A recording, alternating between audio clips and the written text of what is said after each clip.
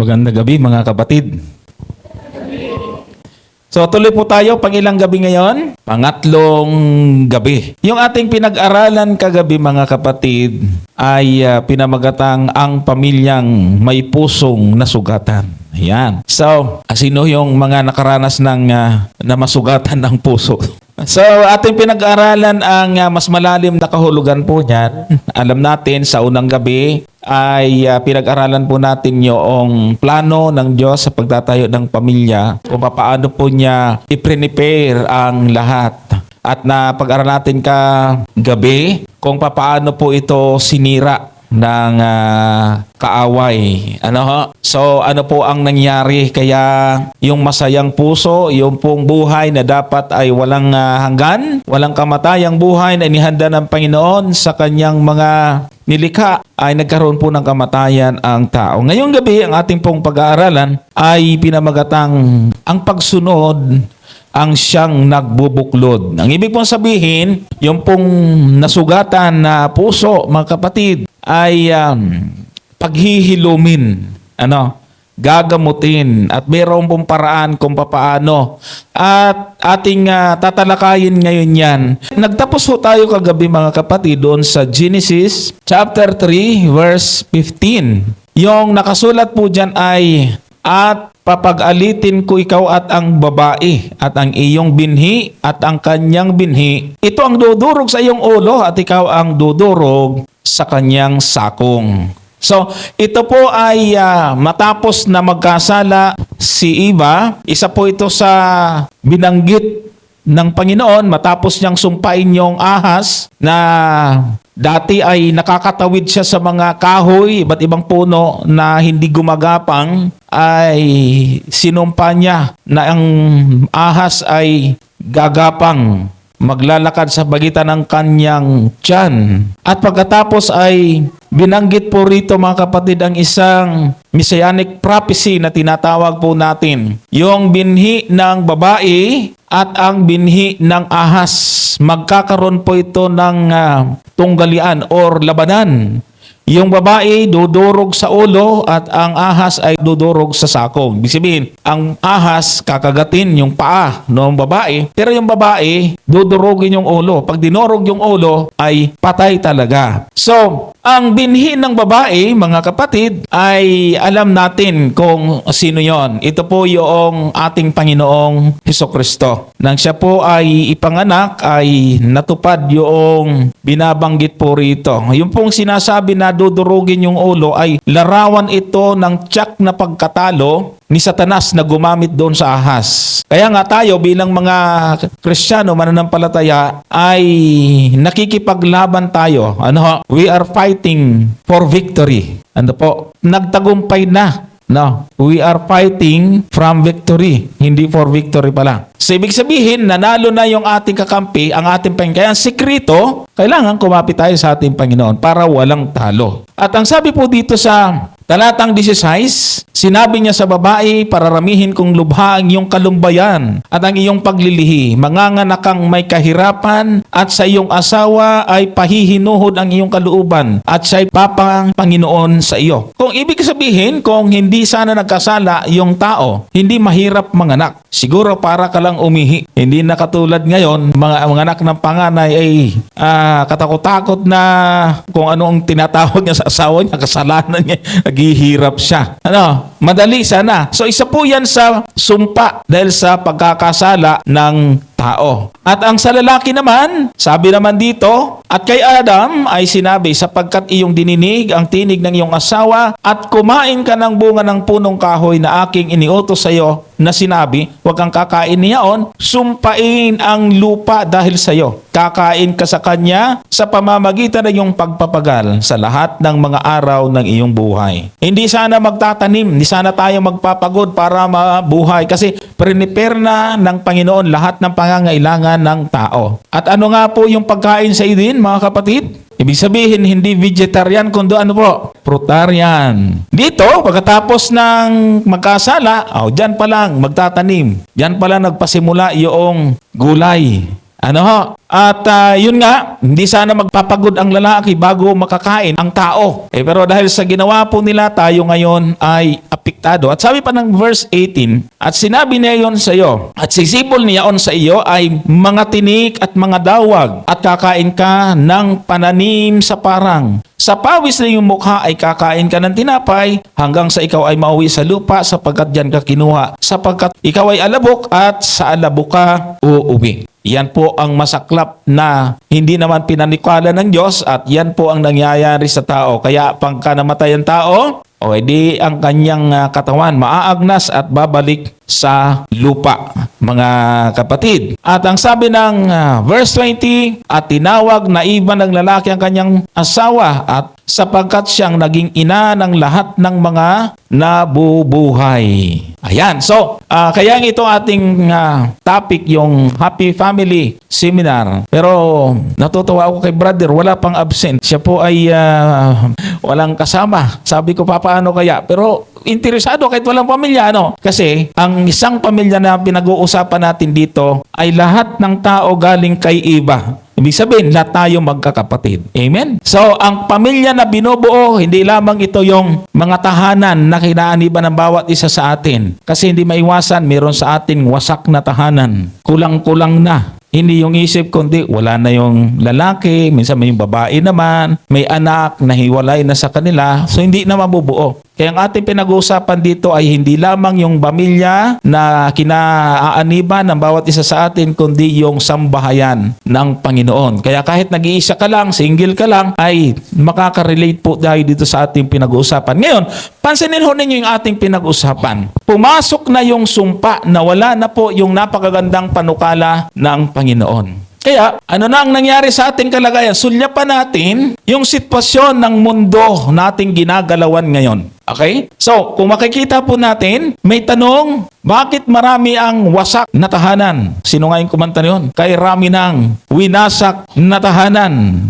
So kung titingnan ho natin mabuti, sisilipin natin, merong masaya at meron din namang magulo. At tingnan nyo wala hong tao, lalaki o babae, sa kanyang kabataan na nagpapaplano na magkaroon ng pamilya na magulo. Lahat po ay gusto ang masayang tahanan. Tama? Wala hong lalaki o babae, lalo sa mga kabataan, na hindi pinapangarap ang magkaroon at makasal ng maayos. Pero marami ang nagsasama nang hindi naman natupad ang kanilang pangarap. Paano po ang nangyari?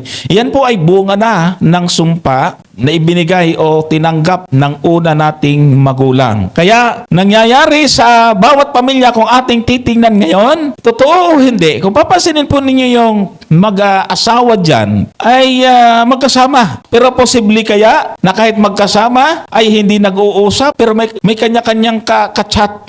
Di ba? Kaya nga sabi po ay communication or connection. Kapag nawala ang communication, nawawala ang tiwala at relasyon. Tama? Tama. At tingnan nyo, magkasama sa bahay, pero nasisira ang relasyon. Bakit? Ay hindi ko mo parehong may cellphone, hindi ko mo magkasama sa sambahayan, ay may maayos na communication. Maraming pamilya ngayon na aalis ng madaling araw, uuwi ng late na ng gabi, yung mga anak nila, aalis na tulog, babalik silang tulog. Kaya walang bonding. At ganun din sa mag-asawa, may kanya-kanyang trabaho. So, kung hindi po natin iingatan ang communication, ay mauwi po talaga sa pagkasira ng relasyon. Yan po yung unang-una, kahalagahan ng komunikasyon, mga kapatid. Tapos, isa pa pong bagay na nakikita po natin yung tungkol sa pagkawala o kakulangan ng komunikasyon. Ang sabi po dito sa aklat ng Efeso, payo po ito ni Apostol Pablo. Pasakop kayo sa isa't isa bilang tanda ng inyong paggalang kay Kristo. Mga babae, pasakop kayo sa sarili ninyong asawa tulad ng pagpapasakop ninyo sa Panginoon. Ito po ang kagandahan, mga kapatid, sa isang pamilya na kumikilala o naglilingkod sa Panginoon.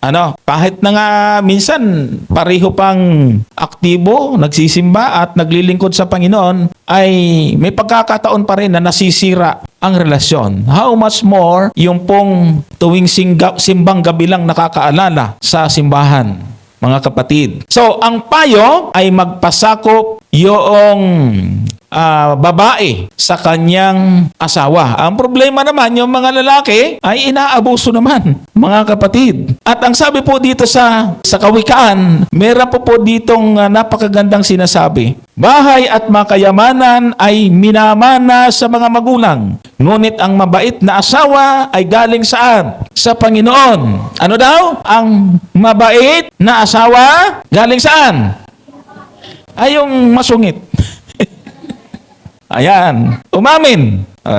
Hindi naman ibig sabihin pagka tayo ay nagiging masungit minsan, ay hindi na tayo sa Panginoon. Baka kumaya, hindi naman pala ako sa Panginoon, dahil kong magsimba. Kasalanan ko patuloy. Ang ibig po sabihin dito, mga kapatid, isang paalala sa mga babae at hindi lang lalaki. Akala nyo, sa babae lang yan. O pwedeng baliktarin yan. Kasi maraming mababait na babae. At yung lalaki naman ang, walang bait. Di ba? So yan po, ang mahalaga, tanda natin. Kailangan po tayo ay maging mabait sa ating asawa. Hindi lang. Kasi pwedeng mabait ka lang sa asawa, baka mamaya sa iba, hindi. Ay hindi pa pwede. Lahat.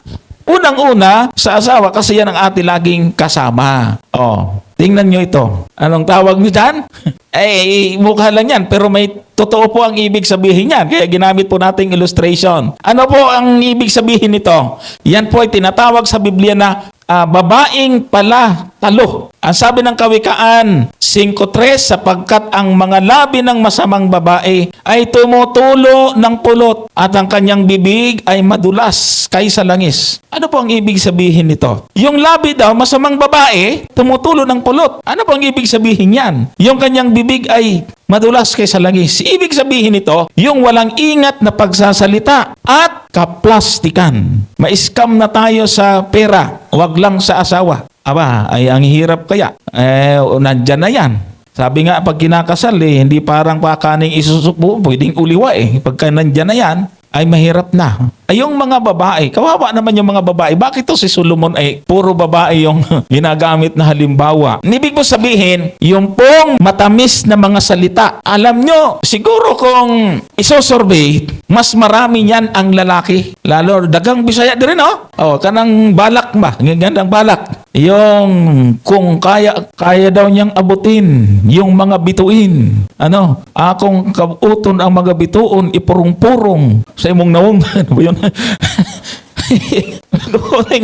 Bituin at gagawin daw kwintas.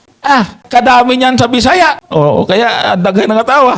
Ang ibig po sabihin niyan pong mga salita na napakasarap pakinggan. Pero pag mag-asawa na, ayun. Kaya hindi ko binabanggit ho dyan yung babae. Ay babae lang ang ibig pong sabihin yan. Kala nyo sama tayo dyan, mga kapatid. So, ang sinasabi po dito, ang kahulugan, mga kapatid, ay basahin nga natin yung magandang balita, Biblia. Sabi rito, pagkat labi ng haliparot, naku po, dapat di ba pala natin ay sintamis nitong pulot at ang kanyang mga halik, kasiyahan nga ang dulot. So, ang ibig lang po sabihin nito, mga kapatid, ipinapakita ho rito yung magulong tahanan.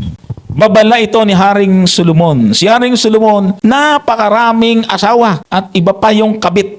Kaya siguro nang mahimasmasan at naintindihan niya yung kasalanan ng mga babaeng bumihag sa kanya, ay dinidescribe niya sa magitan ng kanyang kawikaan, mga kapatid. Ang sabi po ng 27:15, ang laging tulo sa araw na maulan at ang babaeng palatalo ay magkahalintulad.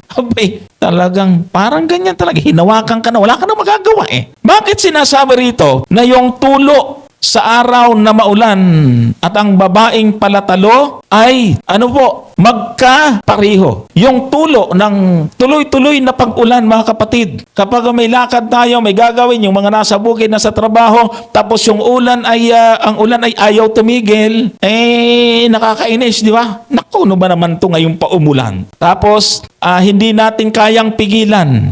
Ganyan, yung babaeng palatalo. Parang tulo ng ulan, hindi mo kayang pigilan. Sawayin mo, yari ka. Mas lalo lang. Lalong lalala. Pag sasabihin mo, huwag ka nang kumibo. Umalis ka na lang na walang reklamo. Kasi lalo lang magkakagulo. Yan po ang ibig po sabihin yan. Kaya ang payo ay ano? Ang sabi ng chapter 15 verse 1, ang malubay na sagot ay nakakapawi ng puot. Ngunit ang mabigat na salita ay humihila ng galit. Ito po ang sikreto para maiwasan yung problema sa mag-asawa. Alam niyo, maraming naghihiwalay, maliit lang ang dahilan. Konti lang. Nagkainitan. Alam nyo, minsan yung ating emosyon, yung ating damdamin, di natin kayang pigilan pag inis na, magbibitaw na ng salita. Tapos dahil sa pride, ay pagka hindi ka tumigil, lalayas ako. Sige, lumayas ka. May pride. Di tinuloy na. Ay, sinabi niya nahiya na siyang bawiin Tapos pagka tinignan mo, maliit lang na bagay pala. Pagka kaming mag-asawa, ito in-apply talaga namin to sa aming mag-asawa. In-apply talaga kasi ako ay tumira sa Palawan sa isang mag-asawa na nagtataka ako, bata pa ako noon Talagang halos magsigawan na. Tapos biglang magtatawanan. Sabi ko, Manoy, nga naman nga, bigla kayong magtatawanan. Meron pala silang usapan. Pagka nagkakapikunan na sila, alalahanin nila ang sumpaan na dapat sabay na silang tumigil.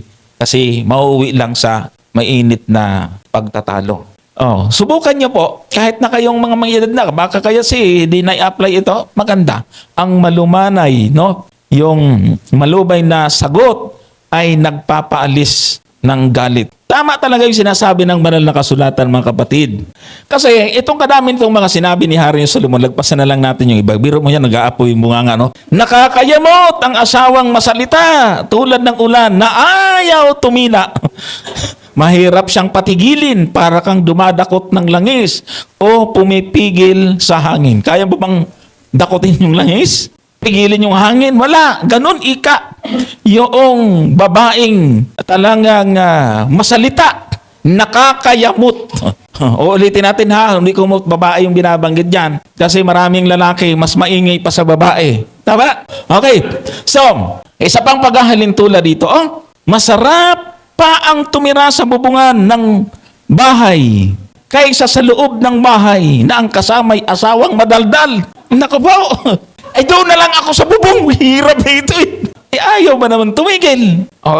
Doon lang sa bubungan. Alam yung mga bubungan, sa panahon ni Hari Solomon, yung bubong ng bahay, karalasan po dyan ay flat. Wala namang, hindi uso yung ginunting na bahay natin ngayon. Flat po yun. So, yung pinakasulok po niyan, merong mga space minsan na pag mainit, doon ka na lang mag-cover ng konti.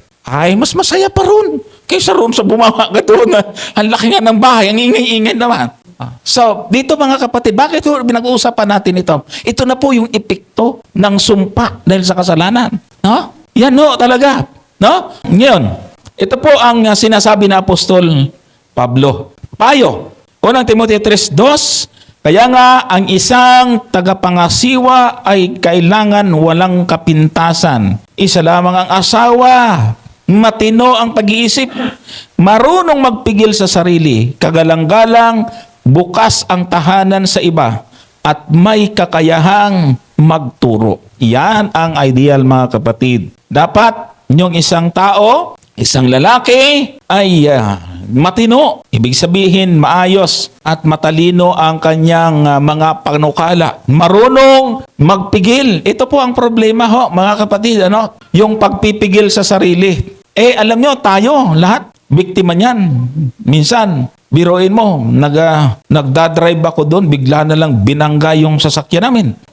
Nasa right way kami, biglang binangga. Tapos yung owner, dumiridiretso. Habulin ko nga yan. Hindi ko tinigilan. Pagkatapos na, kinat ko lang ganon. Tapos, sabi, bakit hindi ka tumigil? Bumaba ako Nakalimutan ko ng Adventist ako. Sabi, ba't hindi ka tumigil? Sabi ng, ako amoy alak. Bakit? Nasira ba? Sabi ko, hindi ko pa tinitingnan kung nasira. Pagtingin ko, wala naman. Wala naman pala. Tapos, pagbalik ko sa sasakyan, sabi ni misis ko, lagot ka pa, mamaya nakanununood dyan sa'yo. Bila akong parang binuhusan ng malamig. Kailangan ang pagpipigil, mga kapatid. Biktima rin tayo ni hatlan. Aminin natin, yung temperance napakahalaga. Nakita po ba ng mga video dito dahil sa kawalan ng pigpapigil, dahil dyan yung laaway sa kalsada. maliliit na bagay. At talaga naman, nakikita natin, tulad itong nakamotor. Ewan ko naman dito sa mga tambay na to, sinipa, hindi naman sila inaano. Ang nangyari, niresbakan sila. Ayan, bumalik yung nakamotor at pinagbabaril tuloy sila. Kasi, okay naman sana kung dumiretso na lang yung nakamotor, pero hindi rin siya nakapagpigil. Kaya, binalikan, ayun. Namaril, nasugatan yung isa. Anong nangyari? Di kulong din siya. So yan ang problema pag walang pagpipigil, mga kapatid. Isa pa po na sinasabi po sa atin na kailangan sa isang pamilya, ito po yung mga ugat ng kaguluhan, Ito po yung mga dahilan dahil sa kasalanan at ito po yung nangyayari sa atin kapanahunan. At yung kung bakit meron pong mga magulong tahanan ay, ang sabi po rito, dapat hindi siya lasinggo, hindi marahas kundi mahinahon, hindi mahilig makipag-away at hindi maibigin sa salapi. Ito po ang mga problema. Ako po'y laging nanonood doon sa programa nung hindi pa senador si Tulfo. Ay talagang tontuwa ako pag nanonood dahil marami ang nare-resolba. Nag-aaway, pagdating doon, magbabati. Minsan nagsusumbong, siya pa yung nababaliktad. So yung pong mga iba doon, mga lasinggo, na pagka-bait-baitan niya pag hindi lasing. Pero pag lasing at nakainom na, ayun, sira na ang bait. At meron po talagang mga ganyan. Meron ho kaming kapitbahay doon sa, ay kabait-bait talaga mga kapatid pagka hindi lasing. Pero pag lasing na, ay magaling pati mag-English. Lasing. Ewan ko naman talaga itong alak na to. Siya po yung sa dahilan mga kapatid, na talagang isa sa dapat iwasan. Kasi isa yan sa nagpapagulo at sumisira ng tahanan. At ang sabi pa po dito, ituloy natin sa talatang 4, dapat mahusay siyang mamahala sa sariling pamilya, iginagalang at sinusunod ng mga anak. Yan po mga kapatid. Kasi kapag ang mga magulang ay wala sa ayos, natututo ang mga anak na mawala ng respeto sa mga magulang. Tama? So tandaan po natin, ang ating pinag-uusapan ito ay dahil sa Dahil sa kasalanan. Sa halip na piliin na sundin ang Diyos, ay pinakinggan si Satanas. Pumasok ang sumpa, kaya ang ating mundo ay naging ganito. Basahin pa natin yung verse 5, sapagkat paano siya makapangasiwa ng maayos sa iglesia ng Diyos kung hindi niya mapamahalaan ang sarili niyang pamilya. Ayan. At pangatlo po dito mga kapatid na isang dahilan ng magulong tahanan ay kakulangan ng pananalapi. Ayan. Kakulangan ng pananalapi. Ano po ang problema sa ang sinasabi ng banal na kasulatan? Bakit nagkukulang? Kawikaan 19:15. Katamaran ay nagbabaon sa mahimbing na pagkakatulog at ang tamad na kaluluwa ay magugutom. O yan po mga kapatid. Ang lalaking tamad ay pabaya, ang resulta gutom. O kaya pala naman sinisigawan, pinaagpagalitan, tanghali na, tulog pa. Walang plano magtrabaho. Okay? Tulog pa, tanghali na. May nabasa akong post, di baling tamad, hindi naman pagod. Nagyabang. Okay lang tamad, hindi naman pagod. Tama, paano ka mapagod? Tamad nga, tulog eh. Sabi po rito, 13:4, ang tamad ay nagnanasa at walang anuman, ngunit ang kaluluwa ng masipag ay tataba. Ayan mga kapatid ang dapat. Sa Ecclesiastes 10:18, sa katamaran ay gumuguho ang bubungan at di sa pagkilos ng mga kamay ay tumutulo ang bahay.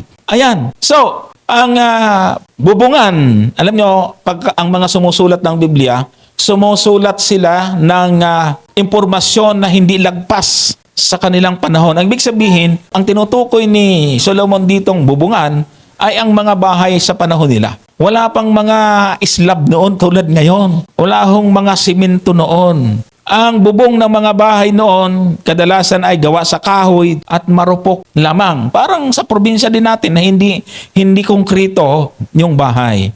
At ang ganoong mga ori ng bahay, pag pinabayaan at hindi mo binantayan, kung yan ay malapit ng masira, sa katamaran ay pinabayaan, di ganoon talaga ang mangyayari. Tutulo, masisira na yan ng tuluyan. Kasi nga, sa katamaran ayaw niya namang ayusin. Sabi dito sa Hebreo 2:1, kaya dapat nating panghawakang mabuti ang mga katotohanang narinig natin para hindi tayo mailigaw. Ang ibig sabihin ito mga kapatid, yung pong mga aral ho natin, hindi po tayo dapat maging tamad. Yung mga napapakinggan ho rito, wag ho tayong tatamarin. Kasi kung i-apply po natin dito sa katamaran na ito, ang spiritual dito, kapag tayo ay naging tamad at pabaya sa ating relasyon, sa ating Panginoon, walang mangyayari. Yan ang ibig sabihin kung bakit binabanggit ho ito rito. Hindi nag-aaral lang salita dahil tamad. Puro cellphone, TikTok, kung ano-ano. No. Halimbawa, katulad nitong ginagawa ho natin gabi-gabi, pwedeng bukas tamarin tayo. Hindi na tayo babalik. Walang mangyayari. Imbis na nakita na po natin, nasimula na po natin alamin ang mga mabubuting pabalita ng Panginoon, ay titigil dahil lang sa nakakatamad naman. Yan. Kaya alam nyo, sa Biblia, ang tamad hindi makakapasok sa kaharian ng langit. Kaya nga, ang sabi po diyan, dapat po nating panghawakang mabuti yung katotohanan. Yung mga narinig po natin, yung alam natin, huwag nating pabayaan. Parang bahay, pinabayaan mo lang. Kung anong meron ka ngayon, mga kapatid, lalong mag-improve dapat yan. Okay? Sabi po dito sa 19:24, idinadampot ng tamad ang kanyang kamay sa pinggan at hindi na magsusubo pa sa kanyang bibig uli. Abay, grabe namang katamaran ito. Isang subo lang ang alam. Hindi na may isusubo mo lang, hindi mo magawa. Ang ibig sabihin, dinidescribe po dito ang hindi mabuting kahahantungan yan. Hindi po natin pwedeng gayahin yung istorya ni Juan Tamad, mga kapatid. Ang batas ng banal na kasulatan, sabi na Apostol Pablo, 2 Tesalonica 3:10, sapagkat noon pa mang kami ay kasama ninyo, ay aming iniutos sa inyo. Kung ang sino man ay ayaw gumawa, huwag din namang kumain. Ayun pala, pag ayaw, sige, huwag mong pilitin, huwag mo rin pakainin. Kaso baliktad ngayon, yung mga tamad ang malalakas kumain. Tama, walang ginagawa, lakas kumain. Grabe naman. Oh. So ano pang gaya-gayahin dapat natin? Kawikaan 6:6-9. Pumaroon ka sa langgam, ikaw na tamad. Masdan mo ang kanyang mga lakad at magpakapantas ka. Nabagaman walang pangulo, tagapamahala o pinuno, naghahanda ng kanilang pagkain sa tag-init at pinipisan ang kanilang pagkain sa pag-aani. Hanggang kailan ka matutulog o tamad? Kailan ka babangon sa iyong pagkakatulog? So, yung mga tatamad-tamad, maghanap ng langgam, panoorin. So para sampulan nyo, maglagay kayo doon ng bigas. May isa lang langgam dyan, makikita nyo, mamaya-maya, ang dami na. Tapos hahakutin nila. Hindi naman ibig sabihin, inutusan sila nung isa, iwan ko kung paano communication nila.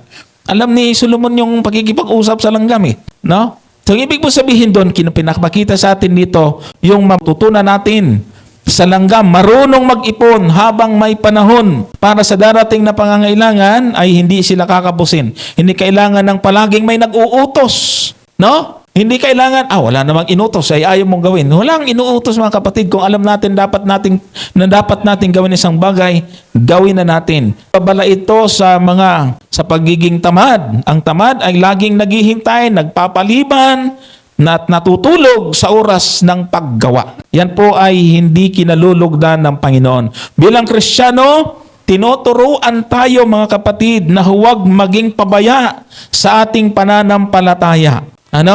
Sa spiritual. Gaya ng langgam, kailangan nating masipag sa panalangin, pag-aaral ng salita ng Diyos, paggawa ng mabuti habang may panahon. So yan po yung mensahe niyan, mga kapatid. At ang isa pa, daanan po natin, saglit ito, papasira ng pamilya, yung pag-aasawang wala sa panahon. Ayan, mga bata pa, nag-asawa na. Mga kapatid, Hebreo 3:4, maging marangal nawa sa lahat ang pag-aasawa at huwag nawang magkadungis ang higaan, sapagkat ang mga mapakiapid at ang mga mapanguhalo niya ay pawang hahatulan ng Diyos. Bakit binabanggit ito? Pag maaga pang nag-asawa, hindi nagsawa sa pagkadinaga at pagkabinata, ayun, pag may nakitang mas mabait at mas gwapo, mas maganda, ayun, nagkakadungis ang higaan. Anong ibig po sabihin? Nakikisiping sa hindi niya asawa. kasi sobrang bata pa, mga kapatid. Yan po ang isa rin sa nagigipong dahilan ng pagkakasira ng pamilya. Ang batas ng banal na kasulatan ay ano po? Genesis chapter 2 verse 24, kaya't iiwan ng lalaki ang kanyang ama at ang kanyang ina at makikipisan sa kanyang asawa at sila'y magiging isang laman. Paano makikipisan iiwan ang mga magulang? Bata pa nga. Hindi pa alam kung paano magpalit ng diaper. Iaasa sa magulang. So yan po ang mga faktor, mga kapatid, ng magulo at wasak na tahanan. Ating puntahan, mga kapatid, yung original na balikan natin yung paglalang ng Panginoon kay Adan at Eva. Alam natin na nakita ng Panginoon si Adan walang kasama, nilikha niya si Eva para maging kasama, hindi para maging utusan o alipin, kundi kanya pong maging katuwang. Katuwang kaya nga sa tadyang kinuha dahil malapit sa puso para mahalin. Hindi sa para sipain, hindi sa kamay para saktan, kundi sa tadyang para mahalin. Yan po, mga kapatid. At alam natin kung bakit may ganito ng kagulong pamilya dahil mula sa napakasayang tahanan na yan ay hindi po nila pinahalagahan ang patuloy na komunikasyon sa Panginoon. Manapa, in-entertain nila ang ahas na ginamit ni Satanas.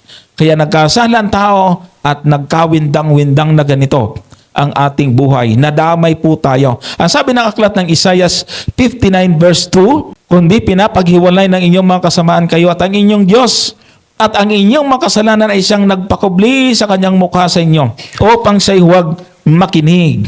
So, ibig po sabihin, ang kasalanan ang naging hadlang sa pagitan ng tao at ang Diyos. Nahirapan na po yung communication lalo. Pero, hindi po hinayaan ng Panginoon na tuluyan na tayong mapalayo sa Kanya. Kaya kung babalikan natin yung binasa natin kayo na sa Genesis, at pag-aalitin ko ikaw at ang babae at ang iyong binhi at ang kanyang binhi, ito ang dudurog ng iyong ulo at ikaw ang dudurog ng kanyang sakong.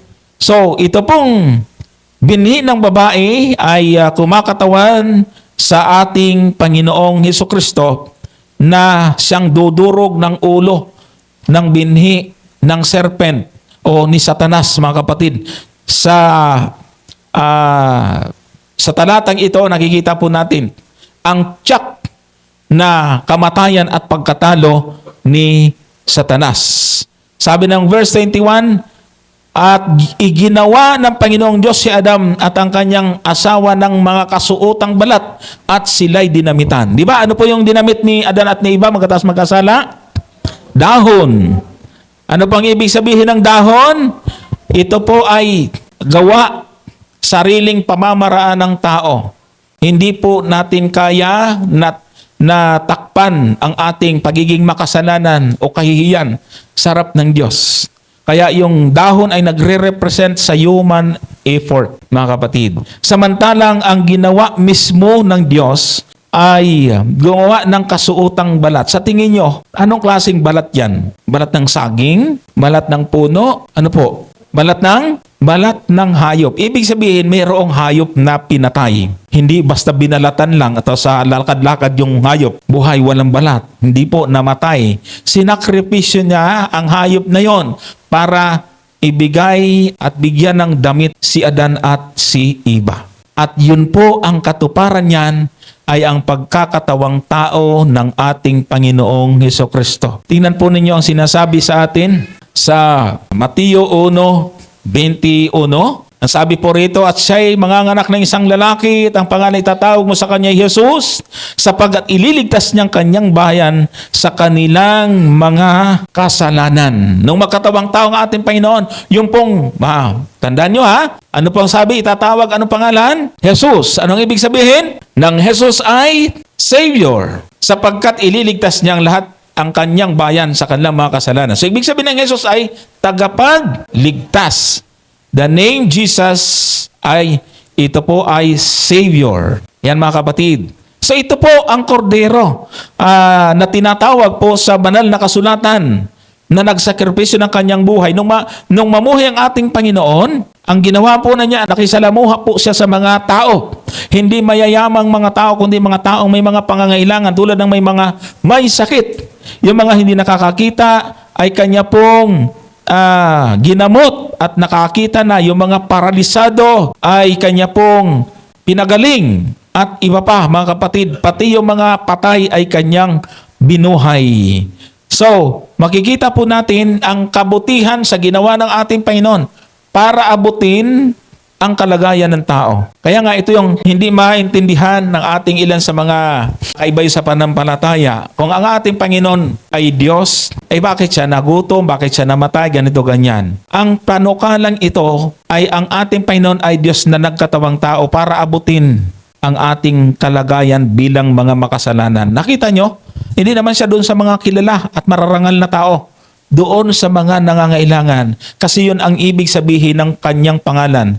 Tagapagligtas doon sa mga makasalanan. Ang masakla po mga kapatid ay naging mainit kay Satanas.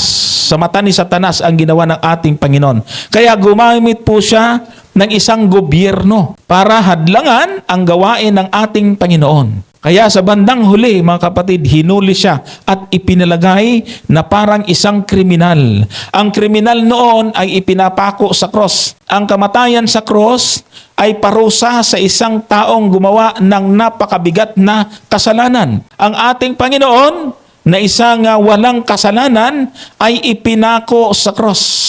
Akala ni Satanas ito yo'y paraan para matalo niya ang ating Panginoon. Subalit ang katotohanan, nung mamatay ang ating Panginoon, doon sa lubos na natalo kasi natupad na ng Panginoon ang kanyang mission dito sa lupa.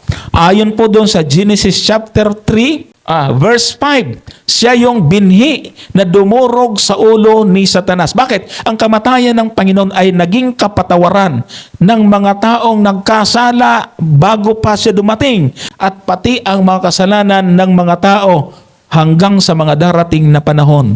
Sasampalataya lamang sa ating Panginoon at mapapatawad ang kanilang kasalanan. Ito yung pagtatagumpay. Ito yung pagdurog sa ulo ni Satanas, mga kapatid. Kaya ang simbolo ng cross ay simbolo ng kaligtasan.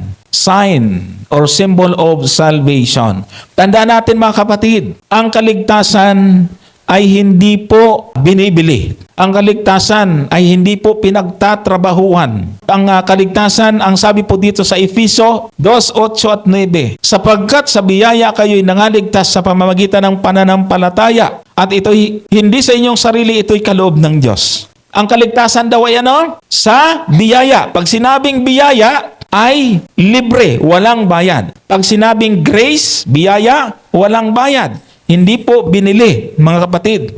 Talatang 9, hindi sa pamagitan ng mga gawa o pang sino man ay huwag magmapuri. Hindi rin po ito pinagtrabahuhan. Kaya nga sabi diyan, ligtas sa biyaya, sabay ng pananampalataya. Ang ibig mo sabihin, kung gusto mong maligtas, mga kapatid, ang gagawin mo lamang ay sumampalataya. Sa iyong pagsampalataya, ikaw ay maliligtas sa pamagitan ng biyaya. Ibig sabihin, hindi mo ito pagtatrabahuhan. Parang ganito mga kapatid. Sa ating mga bisita, kung ngayon pa lamang kayo nakapakinig ng mga nitong pangangaral, hindi kayo hinahanapan ng Panginoon na magtrabaho muna kayo. Kailangan magpakabuti muna kayo.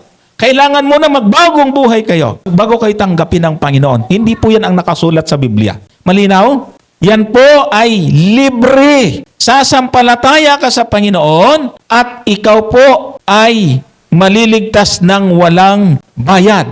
Tingnan po natin mga kapatid. Ang sabi ng Roma 2:28, kaya't ipinatitiyak natin na ang tao'y inaangring ganap sa pamamagitan ng pananampalataya na hiwalay sa mga gawa ng kautusan. So, ibig mo sabihin, kapatid, kung halimbawa ikaw gusto mong maligtas, ay hindi sumunod ka muna. Walang ganon. Hindi ka hinihingian ng Diyos ng kondisyon. Kailangan patunayan mo na kailangan maging masunurin ka muna.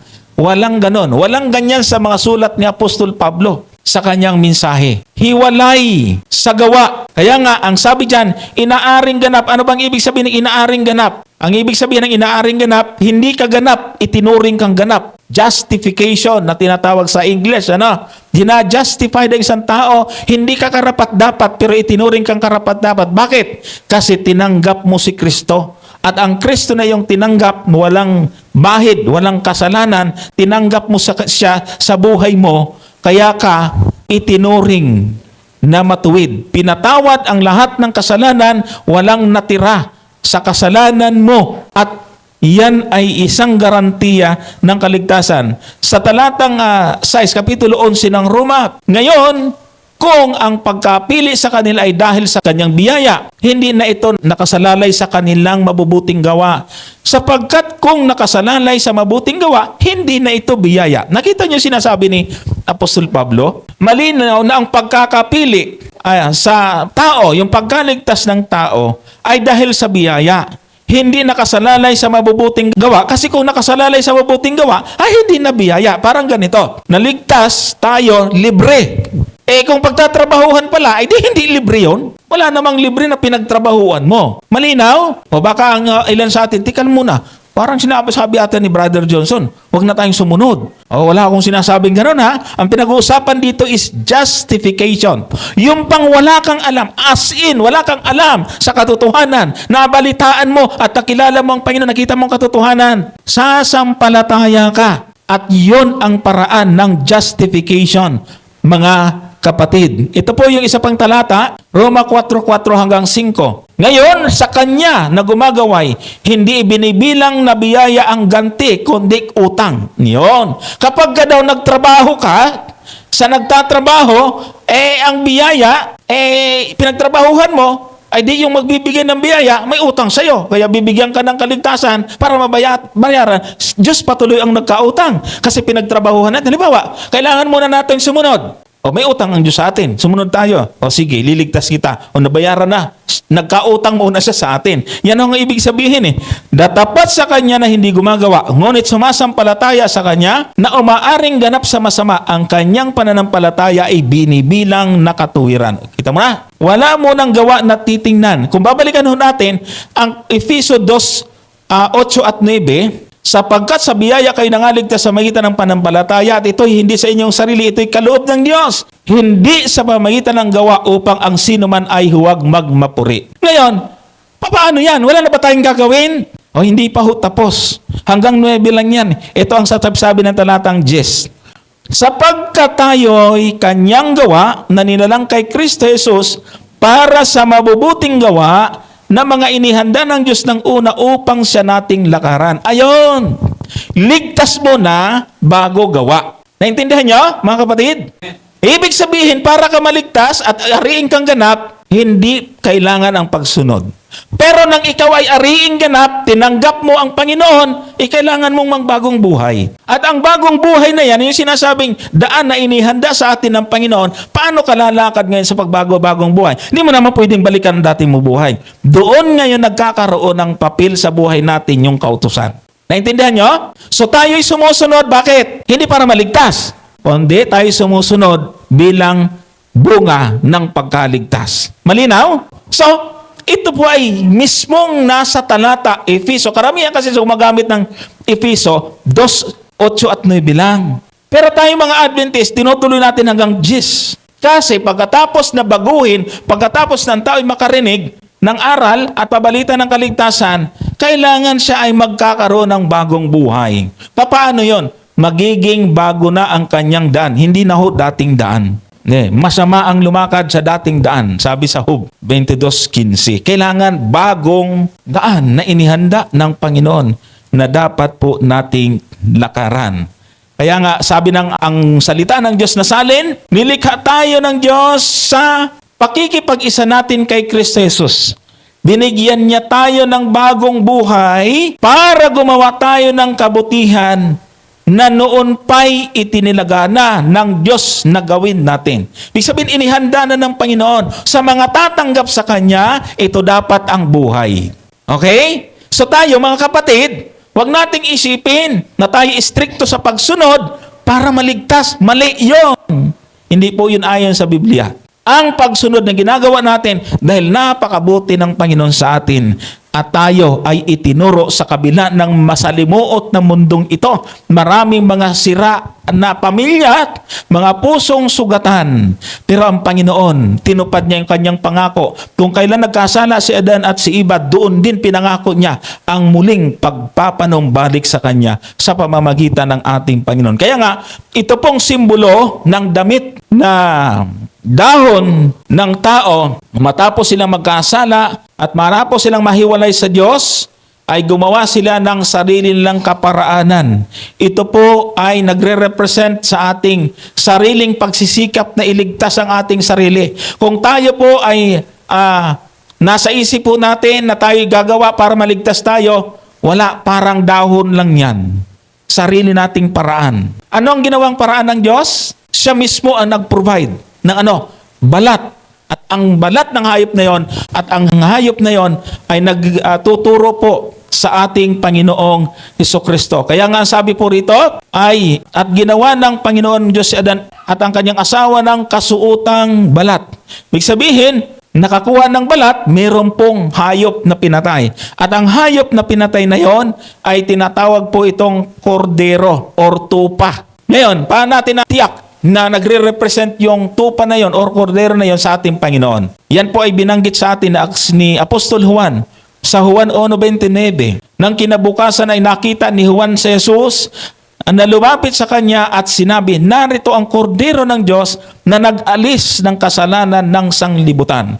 So yung Panginoong Hesukristo, paano nalaman ni Juan, mga kapatid? Ipinahayag sa kanya ng Panginoon. Kaya nga, ang apostol nito, mula pa sa pasimula ay pinahayag sa kanya ang kasaysayan.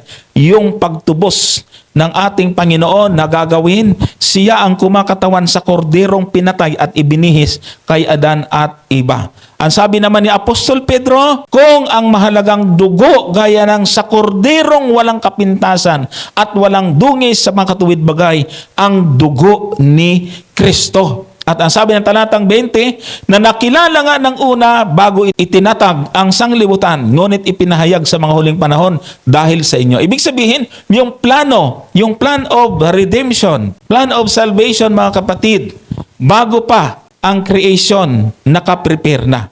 Kaya yung kordero na pinagkuhanan ng balat na binalot kay Adan at Eva, mga kapatid, ay nagre-represent yon sa kaligtasan ng Panginoon. Sa madaling salita, ang kaligtasan ng bawat isa sa atin ay nakasalalay sa ating Panginoon at hindi sa ating mga sariling kaparaanan. Ang ating pong pagsunod ay bunga ng pag-ibig natin sa ating Panginoon. Sabi niya, kung ako inyong iniibig, tutuparin ninyo ang aking mga utos. So, ibig sabihin, yung ating pagsunod ngayon ay in the context of love. Sa pamagitan na lamang po ito ng ating pag-ibig sa Diyos, na iniligtas tayo at hindi naghanap ng kapalit. Kaya kusa din nating ibinibigay ang ating serbisyo at paglilingkod sa Kanya na nakasalalay sa pag-ibig. Ang sabi ni Apostol Pablo, huwag kayong magkautang ng ano paman sa kanino man, maliban na sa mangag-ibigan kayo, sapagkat ang umiibig sa kanyang kapwa ay nakaganap na ng kautusan. Ayun. So, pag-ibig sa Diyos, sa ating Panginoon, at pag-ibig sa kapwa. Pagkamahal natin ang ating kapwa, ay automatic nasusunod natin ang kautusan kasi ang kautusan ay nauuwi sa pag-ibig. Ang mga mensaheng ito, mga kapatid, ay huwag nating kakalimutan. Ito po ay nagsisilbing panawagan or pagtawag ng Diyos. Nagsisilbi itong saway doon sa mga kasalanan na nagawa natin dati. Ay sinasaway tayo na kailangan po iitigil na po natin yan. Stop sinning, ika nga, mga kapatid at mga kaibigan. At ito pong mga huling talata na aking babasahin ay napakahalaga po ito na wag sana natin babaliwalain. Sa Aklat ng Kawikaan, sa Kapitulo 1, talatang 23 hanggang 28, ay merong ganitong sinasabi. Magsibalik kayo sa aking saway. Narito aking ibinubuhos ang aking espiritu sa inyo, sapagkat ako'y tumawag at kayo'y tumanggi.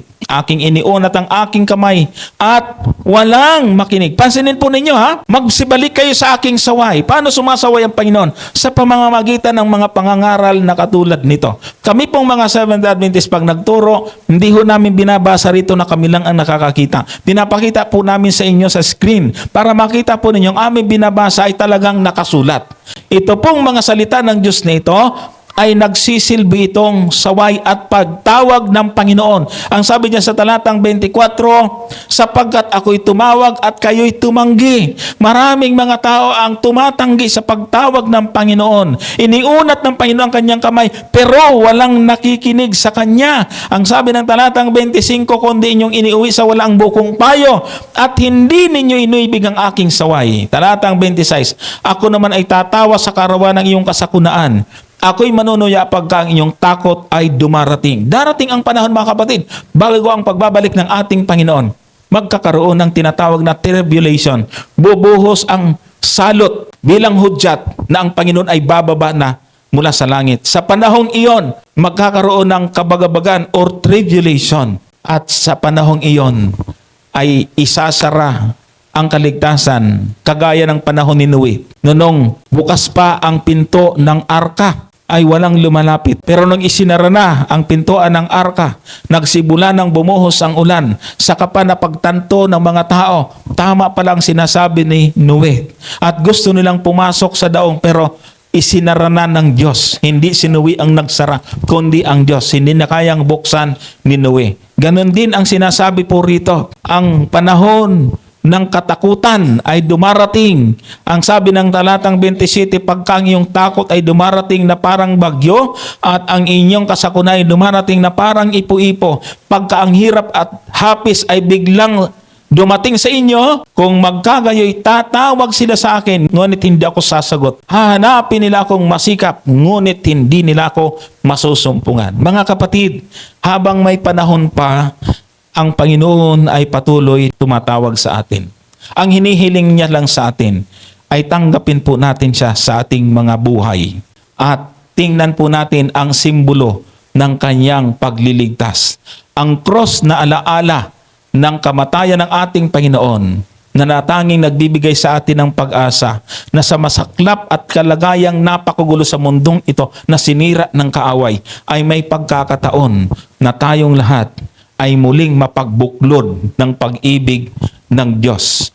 Ang pag-ibig na nagbubuklod sa atin. Kaya ngayong gabi ay inaanyayahan tayo ng ating Panginoon na tanggapin siya sa ating mga buhay. Sino ho ba sa atin sa gabing ito ang willing na tanggapin ang Panginoon sa kanilang buhay? Pwede pong pakitaas ang kamay.